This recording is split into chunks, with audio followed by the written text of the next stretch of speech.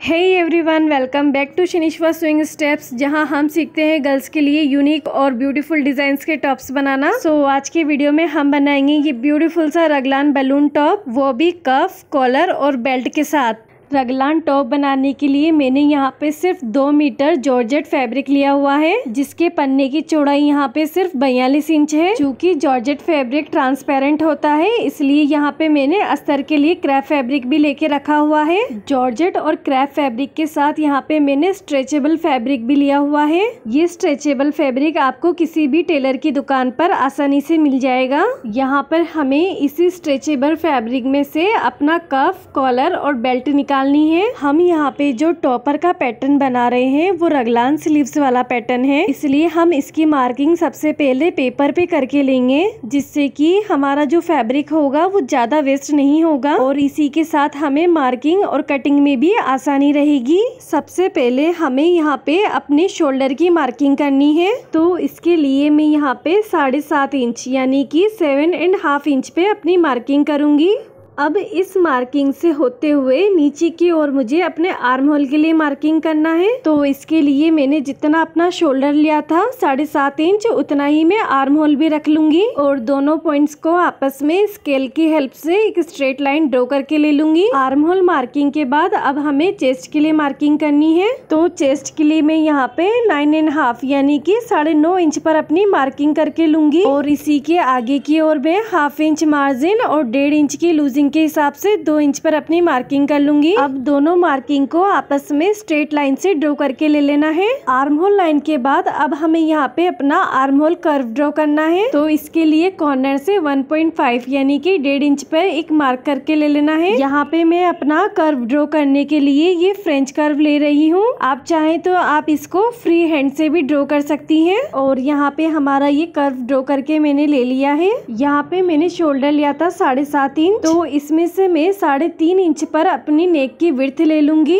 और इसी के साथ जो नेक डेप्थ है मेरी वो यहाँ पे मैं 2.5 यानी कि 2.5 इंच पर ले लूंगी। अब विड्थ और डेप्थ दोनों पॉइंट्स को आपस में जोड़ते हुए मैं एक बॉक्स ड्रॉ कर लूंगी। जिस तरीके से हमने अपने आर्म होल में कर्व ड्रॉ किया था, सेम वैसे ही फ्रेंच कर्व रखते हुए मैं अपने बॉक्स में एक कर्व शेप ड्रॉ करके ले लूंगी और इसी के साथ यहाँ हमने अपना राउंड नेक तैयार कर लिया है। अभी हमें अपनी रगलान स्लीव्स के लिए मार्किंग करनी है। तो इसके लिए हमें नेक साइड से ऊपर से नीचे की ओर 1.5 यानी कि 1.5 इंच पे अपनी एक मार्किंग करनी होगी। अब इस मार्क किए हुए पॉइंट को हमें स्लांटली यानी कि तिरछे में अपने आर्म होल पॉइंट से ज्वाइंट करना है। तो यहाँ पे मैं स्केल की हेल्प से दोनों पॉइंट्स को आपस में अच्छे से मिलाते हुए एक स्ट्रेट लाइन ड्रॉ करके ले लूंगी। दोनों पॉइंट्स को आपस में मिलाने के बाद अब हमें स्लीव्स के लिए मार्किंग करनी है। तो स्लीव्स मार्किंग के लिए जो हमारा नेक वाला पॉइंट है, यहाँ से हमें स्लीव्स की लेंथ को मेजर करना है। तो इसके लिए मैं टेप को नेक की विड्थ के बराबर रखते हुए 19 इंच पर अपनी स्लीव्स की लेंथ के लिए मार्किंग करूंगी।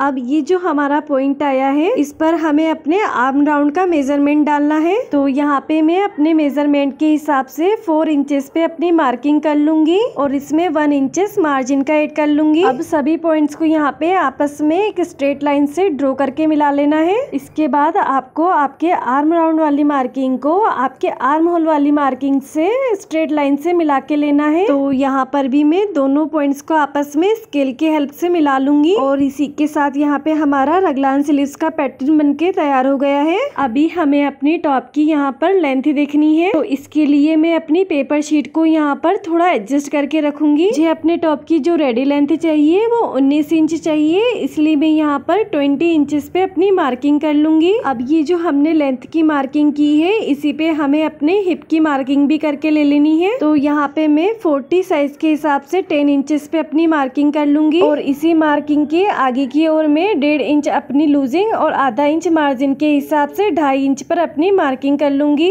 अब इन हिप्स पॉइंट को भी आपस में हमें स्ट्रेट लाइन से ड्रॉ करके ले लेना है। अभी हमें अपने हिप पॉइंट को और ऊपर वाले आर्म होल वाले पॉइंट को आपस में एक स्ट्रेट लाइन से मिला देना है और इसी के साथ हमारे टॉप की बेसिक मार्किंग कंप्लीट हो गई है। अभी हमें अपने टॉप की कटिंग करनी है। तो सबसे पहले हम अपनी यहाँ पर रगलान स्लीव्स की कटिंग करेंगे। आर्म होल वाले पॉइंट पे हम अपनी बॉडी वाले पार्ट को इस तरीके से नीचे करते हुए अपनी स्लीव्स की कटिंग करेंगे। और यहाँ पे हमने अपनी रगलान स्लीव्स को कट करके अलग कर लिया है। स्लीव्स के बाद अब हमें अपने बॉडी का पार्ट कट करना है। तो यहाँ पे हम सबसे पहले अपनी नेक की साइड पर कटिंग करेंगे।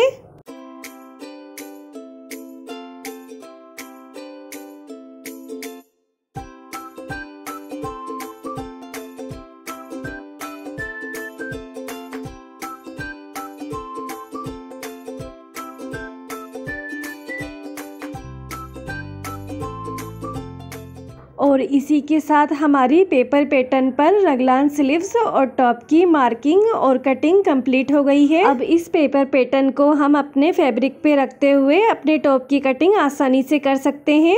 अभी टॉप के लिए मैंने यहाँ पे फैब्रिक बिछा के ले लिया है और यहाँ पे जो मेरा फैब्रिक है वो 4 फोल्ड्स में बिछा हुआ है। सबसे पहले यहाँ पे हम अपनी बॉडी वाला पार्ट कट करेंगे। तो इसके लिए मैंने अपने पेपर पैटर्न की नेक वाली साइड फैब्रिक की फोल्डेड साइड पे रखी हुई है। अब मैं यहाँ पर अपने पेपर पैटर्न की शेप के हिसाब से अपने फैब्रिक पर कटिंग कर लूंगी।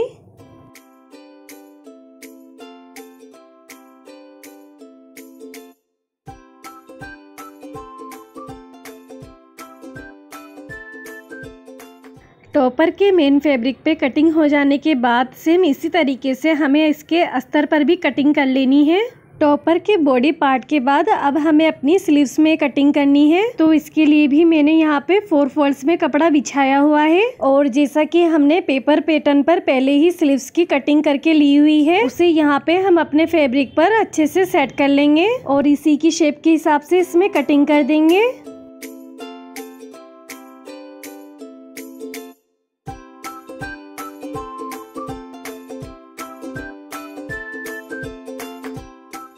स्लीव्स की कटिंग के साथ यहाँ पे हमने अपने जो बॉडी वाला पार्ट था उस पर अस्तर लगा के ले लिया है। अब हम अपने टॉप में ये रगलान स्लीव्स अटैच करेंगे। तो इसके लिए हम यहाँ पे ये स्लीव्स में हमने जो आर्म होल का शेप कट किया था उसे हमें बराबर से अपने टॉप के आर्म होल से मिलाते हुए एक सिलाई दे देनी है। अभी हमें अपने टॉपर के दूसरे वाले आर्म होल पे अपनी दूसरी वाली स्लीव्स अटैच करनी है। तो इसको भी हम यहाँ पर बराबर से मिलाते हुए सिलाई दे देंगे। अब आप क्लियरली देख पाएंगे यहाँ पे मैंने अपने बॉडी पार्ट से अपनी स्लीव्स को अटैच करके ले लिया है। यहाँ पर अभी हमने सिर्फ अपने एक ही पार्ट पर अपनी स्लीव्स को अटैच किया है और ये हमारे टॉप का दूसरा वाला पैनल है जिसमें हमें अपनी स्लीव्स अटैच करनी है। तो जिस तरीके से हम एक पैनल पे दूसरा पैनल रखते हुए अपने शोल्डर ज्वाइन करते हैं, तो सेम उसी तरीके से यहाँ पर हम एक पैनल को दूसरे पैनल पे रखते हुए हम इसकी स्लीव्स ज्वाइन कर लेंगे।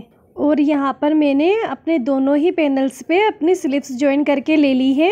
लेकिन यहाँ पे ये स्लीव्स की साइड से हमें ये टॉप का जो अस्तर है वो दिखाई दे रहा है। तो हम इस अस्तर को टॉप की साइड करते हुए हम आस्तीन के ऊपर एक टॉप स्टिचिंग दे देंगे। यहाँ पे मैंने अपने आर्म होल के चारों ही साइड अस्तर को अंदर की ओर फोल्ड करके ले लिया है। अब हमें अपने टॉप के नेक लाइन के लिए कॉलर कट करके लेनी है। तो इसके लिए सबसे पहले हम नेक लाइन को राउंड में मेजर करेंगे। नेक लाइन को मेजर करते समय हमें अपनी नेक लाइन में और टेप के बीच में आधा इंच का गैप छोड़ना है और फिर अपनी नेक लाइन को मेजर कर लेना है। तो यहाँ पर हमारी नेक लाइन का जो मेजरमेंट है वो 26 इंच पर निकल कर आया है। नेक लाइन में कॉलर बनाने के लिए मैंने यहाँ पर स्ट्रेचेबल फैब्रिक लेके रखा हुआ है। सबसे पहले हमें अपने फैब्रिक को हाफ में फोल्ड कर देना है और 26 इंच के हिसाब से हम इसका हाफ 13 इंच पर अपनी मार्किंग कर लेंगे। और कॉलर की जो विड्थ है यहाँ पर मैं 3.5 इंचेस रख रही हूँ। अब मैं यहाँ पे अपनी पूरी ही कॉलर पट्टी में 3.5 इंच की विड्थ रखते हुए अपनी मार्किंग कर लूंगी। अब आप कहेंगे कि हम अपनी राउंड नेक लाइन के लिए एक स्ट्रेट पट्टी क्यों कट करके ले रहे हैं? तो हमारा ये जो फैब्रिक है यहाँ पर वो स्ट्रेचेबल फैब्रिक है, जिसकी वजह से ये हमारी पूरी राउंड नेक लाइन में इजीली एडजस्ट हो जाएगा। और इसी के साथ हमारी कॉलर पट्टी की जो मार्किंग है वो कंप्लीट हो गई है और साथ ही मैंने अपनी मार्किंग पे कटिंग भी करके रख ली है। अब आपको अपनी इस कॉलर पट्टी को एकदम सेंटर से फोल्ड कर देना है और जो आप इसकी ओपनिंग देख रहे हैं इस पे सिलाई लगाते हुए इसे बंद कर देना है। देखिए यहाँ पे मैंने अपनी कॉलर को सिलाई लगाते हुए बंद कर दिया है। अब आपको इसके किसी भी एक किनारे पर आधा इंच इसको फोल्ड करते हुए पूरी गोलाई में एक सिलाई दे देनी है और यहाँ पे मैंने अपनी कॉलर पट्टी में आधा इंच का दबाव देते हुए राउंड में सिलाई करके ले लिया है। किनारे की सिलाई दे देने के बाद अब आपको आपकी पट्टी को एकदम सेंटर से फोल्ड कर देना है। इस तरीके से आपको अपनी कॉलर पट्टी को पूरी तरीके से इस तरीके से राउंड में फोल्ड करते हुए पिन अप करके ले लेना है। अब ये नीचे की साइड जो आप सेंटर वाला हिस्सा देख पा रहे हैं, इस हिस्से पर आपको चौक से मार्किंग करते हुए पूरी एक सेंटर में लाइन ड्रॉ करके ले लेनी है। सेंटर मार्किंग ड्रॉ करने के बाद यहाँ पे हम अपनी कॉलर पट्टी से पिन को निकाल देंगे और इसको अब यहाँ पे हम ओपन करके ले लेंगे, जिसके बाद हमारी पट्टी का लुक कुछ इस तरीके से नजर आएगा। कॉलर पट्टी लगाने के लिए यहाँ पे मैंने अपने टॉप को रॉन्ग साइड पर बिछा के रख रखा है। अब यहाँ पर हम अपनी रेडी की हुई कॉलर पट्टी को लेंगे। कॉलर पट्टी का ये किनारा हमने फोल्ड नहीं किया था और ये जो दूसरा किनारा था इसको फोल्ड करके रखा हुआ था।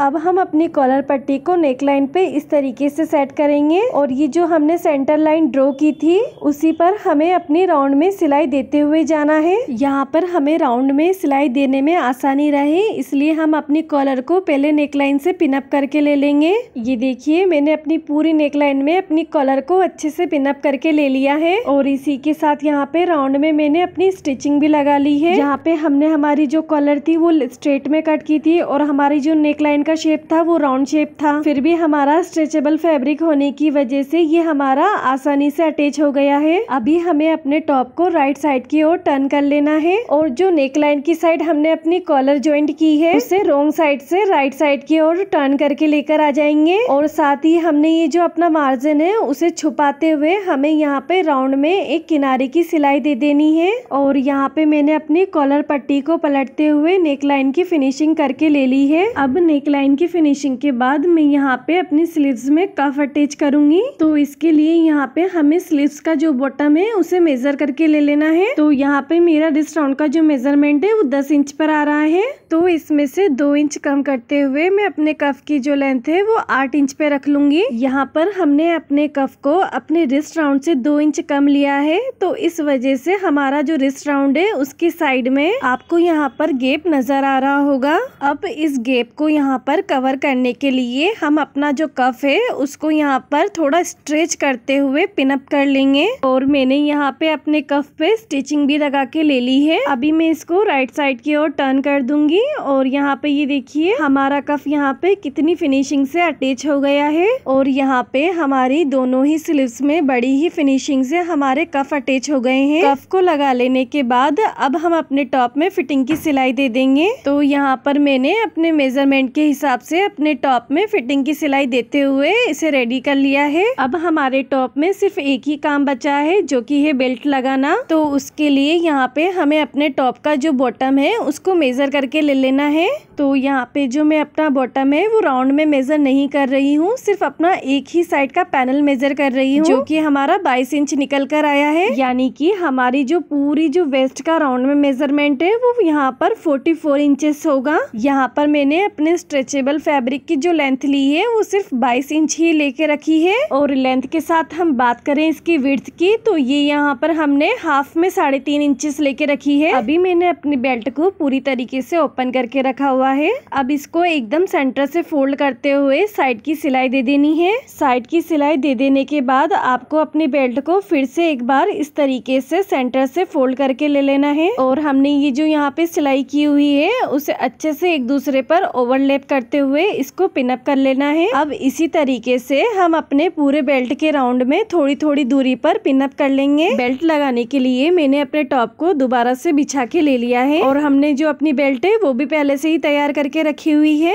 अब हम अपनी बेल्ट का जो ओपन वाला हिस्सा है उसको इस तरीके से टॉप के बॉटम से मिलाते हुए एक राउंड में स्टिचिंग दे देंगे। ये देखिए किस तरीके से मैंने अपनी बेल्ट को अपने टॉप में सेट करते हुए सिला है और सिलाई करते समय यहाँ पे सिर्फ मैंने आधा इंच का ही मार्जिन लिया हुआ है। अब मैं अपनी बेल्ट को राइट साइड की ओर टर्न कर दूंगी इस तरीके से, तो हमारा टॉप यहाँ पे बनके कंप्लीट हो जाएगा। और हाँ, यहाँ पर एक और जरूरी बात, यहाँ पर जो मैंने अपने स्ट्रेचेबल कफ कॉलर और बेल्ट की जो सिलाई की है वो अपनी नॉर्मल मशीन से ही सिलाई की है। यहाँ पे मैंने किसी भी स्पेशल मशीन का यूज नहीं किया है, तो आप भी आपकी नॉर्मल मशीन का यूज करते हुए स्ट्रेचेबल फैब्रिक पर आसानी से सिलाई कर सकती हैं। यहाँ पर बात करें मेरी, तो मुझे पर्सनली ये टॉप काफी पसंद आया है। आपको ये टॉप कैसा लगा मुझे कमेंट करके बताएं। साथ ही ऐसे यूनिक यूनिक और ब्यूटीफुल डिज़ाइन के टॉप्स के लिए हमारे चैनल से जुड़े रहें। अब मिलते हैं अपने नेक्स्ट वीडियो में एक नए टॉप डिज़ाइन के साथ। तब तक के लिए बाय बाय।